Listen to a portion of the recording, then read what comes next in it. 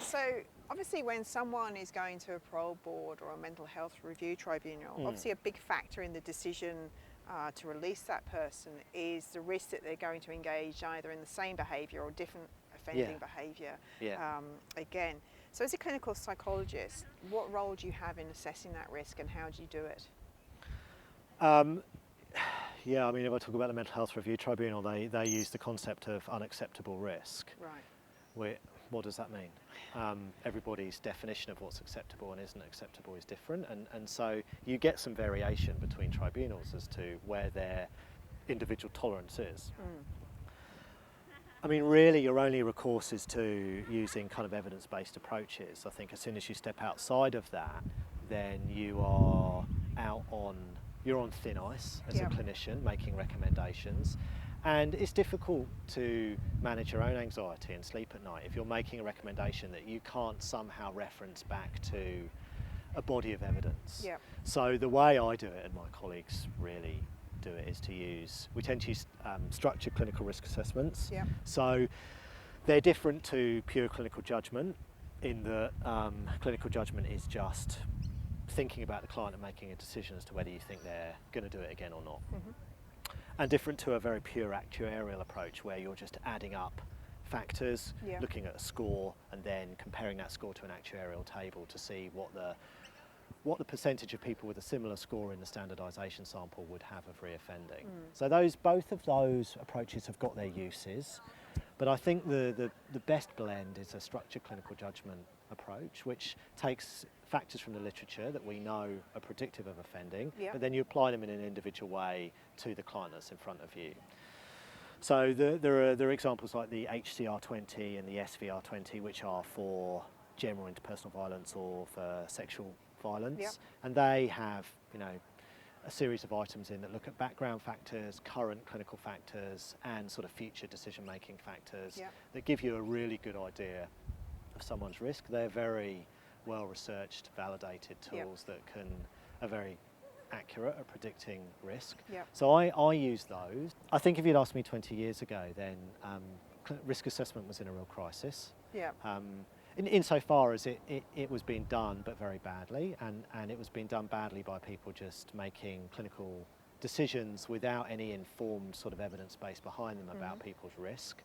And there were quite a few studies showing that it was either at chance or worse than chance. So you could effectively have tossed a coin to decide whether your client was safe to go out on leave or not. Now, there's enough training that people do in their day-to-day clinical training that I think has meant that some of the things that are in structured clinical risk assessments are part of people's implicit decision-making process. So clinical judgment as an implicit process is probably better. But what I try and do is use a convergent approach. So I'll look at information from a structured clinical risk assessment, probably use an actuarial risk assessment as well. Put it in the context of what I know as a clinician about the individual, and then try and say something reasonably definitive about risk. But if you're going to try and say something about is this person low, moderate, or high risk, I don't find that particularly helpful. What I try and do is say, here's the scenarios under which I think their risk would be effectively managed. Here's the scenarios I think where their risk would be harder to manage, and try and bring in sort of psychosocial factors that I think, were they to be present, would increase the individual's risk. And so what's your input into these review tribunals? How much is your opinion or your judgment weighted? Again, a good question. I mean, in the UK, it's almost entirely clinician driven, and it always felt to me like the tribunal was there as a check.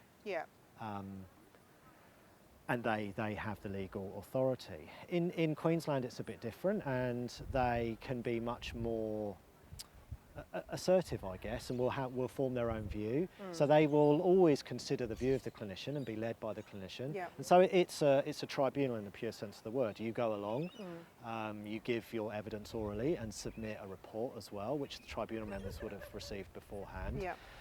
They consider your evidence, they hear from the client. The client might be legally represented, although often not in Queensland because there's no legal aid for the Mental Health Review Tribunal. And then they make a determination.